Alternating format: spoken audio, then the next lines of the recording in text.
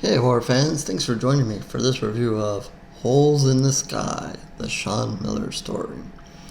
Alright, cast and crew information down below, and we'll start off with this IMDb plot as usual. Another short one. In July of 2013, Sean Miller disappeared for 4 days. 7 years later, a documentary film crew found out why. I guess it's found footage time. This is another found footage time type movie. Just recently reviewed another one that was found footage as well. Like I kind of said with that one, everybody kind of has their thoughts on found footage and what they like and dislike.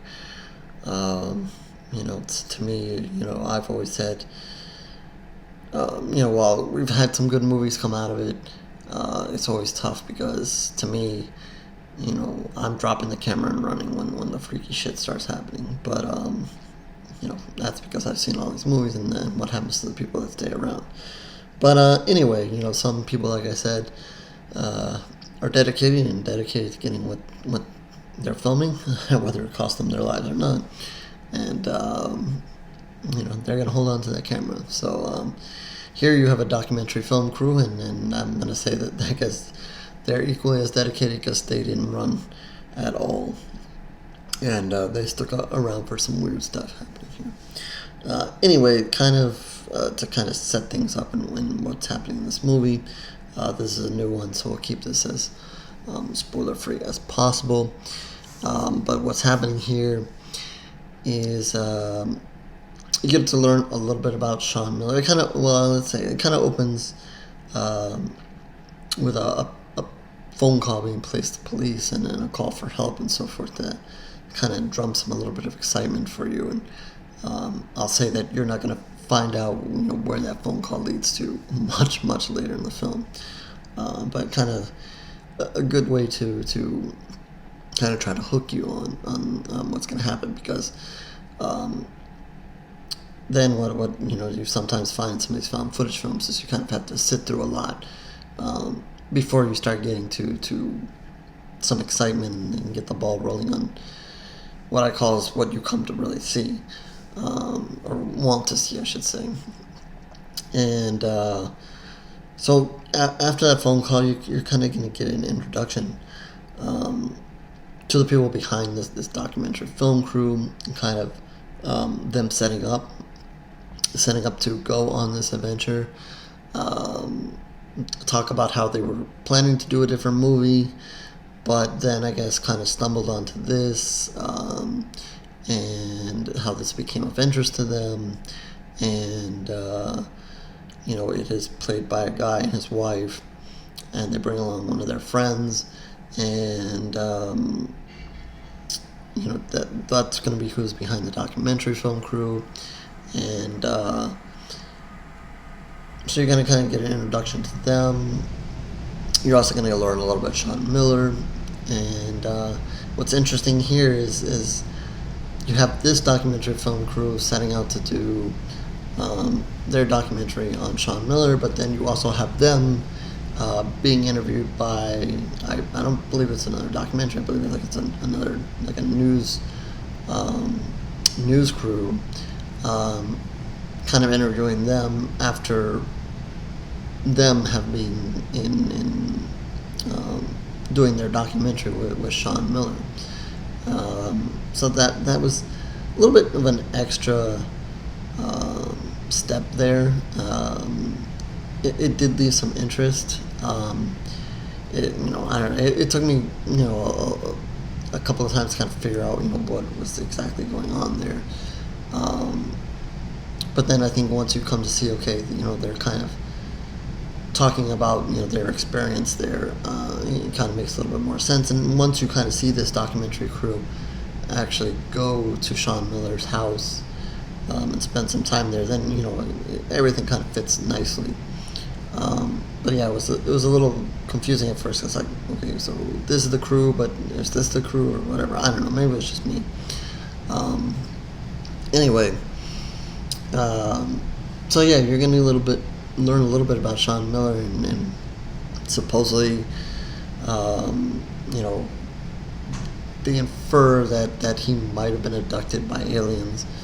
Um, that he was in one location and was discovered many miles away, and they didn't know what happened to him. He was gone for, I believe they said 4 days. I might be mistaken on that. But he was gone for some time and then appeared. And now, years later, he's living out in the middle of nowhere. Like, you'll see them. Even the people that go in the documentary film are like, damn, this is out in the middle of nowhere. Like, super far out there. And that's never good, because you know bad things are coming when people are living super far out there in the middle of nowhere. And so yeah, so again, the early half of this movie is kind of like me rambling on now, just getting an introduction to the people going on this team. Maybe a little bit of foreshadowing. I'm not gonna, again, this is a new movie, I'm not gonna give away, but they do foreshadow a thing or two. Then so you're gonna get a little bit of Sean Miller, a little bit of introduction to this crew, and then you're gonna get the crew actually going to his house, and kind of getting settled in, and a little bit of small weird things to start, but maybe just a little bit of awkwardness between the crew and being there and kind of getting settled in. And they're only there, I believe, a week, to kind of interview Sean, talk to him about what happened, kind of see if there's anything else weird happening, and it's gonna pick up. There are gonna be some weird things happening in the house. It's gonna be dark and night. Again, I'm not gonna give too much away here. There is a moment where something is gonna happen to one of the documentary people. There's going to be a moment where something happens to a friend that comes over and visits Sean Miller. They're going to have like a lunch or something and so forth. And I don't want to give too many details away, but there's going to be something that happens to them. And to me, that's one of the better scenes of the film, as far as excitement goes, as far as kind of trying to kind of give you that true feel of something that was really wrong happening here. As much as this, they put this on and say that this is real, and even the news crew talking to the documentary crew, the insistence here is everything is real. Obviously you guys can watch this movie and I mean, if you feel that this is not just a movie and this is real, feel free to feel it. If you feel that this is all just a movie and so forth, feel free to feel that as well. But they're going to try to keep things as real as possible, to make it as believable as possible. But that is one of the scenes that I think is the better one. They're going to have some scenes where they're kind of shooting out the window and, hey, what's that? There's another one that's really good. In the dark, and one of the film crew, he goes outside, and I'm just like, that's a mistake. Don't be doing that. There's something out there, and he's got to go investigate, and yeah, that's just no good. That's another one. So there's going to be drumming up a little bit of a suspense and tension. There's another scene that kind of, I believe she's a psychic or something, that it's going to come and kind of try to hypnotize Sean, and well, it makes sense to do that kind of scene. Yeah, I don't know. I didn't know that was needed. But I see why they did it. There's still a little bit of tension there and excitement, but and drama. But I mean, I guess I could have done without the psychic. I don't know, whatever. What else? Again, whether you're going to say this is all true or acted, either way, I think it was fine. I think as far as found footage is concerned,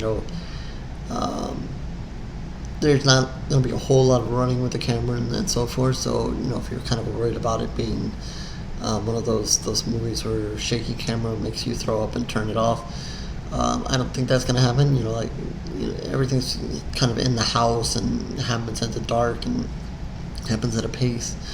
Happens kind of, where the camera's kind of still and trying to focus on something in the distance. So I don't think you're gonna get much of that.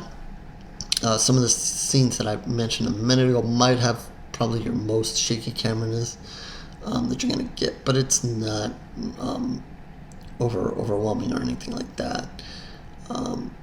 To me, when they kind of introduce Sean Miller and so forth, they kind of introduce it, and kind of infer that this is an alien venture they're going on. But to me, when they kind of first set up in the house and start doing their investigation or whatever, I almost got the vibe that it was something paranormal, or some of the stuff that was happening in the house could have been just as much paranormal as it was alien, or aliens hanging around, or that's kind of what they're going for there, is that the aliens might still be observing Sean and might be around. Either that, or something's going on with Sean himself. You're just not really sure. But to me, it kind of came off a little bit paranormal, at least with some of the stuff that was happening.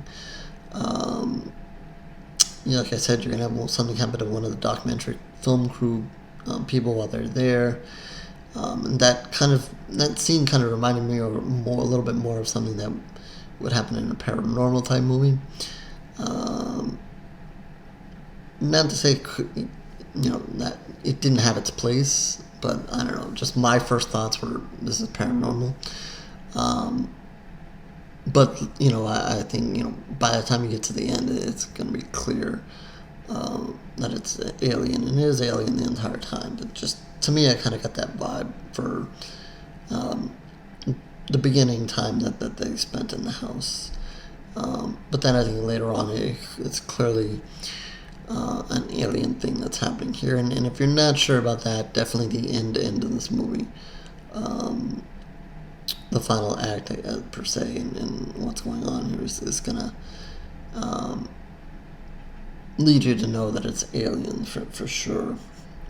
And I liked the way it ended. I liked what they did there. They kind of hide the drama, nail the alien point, and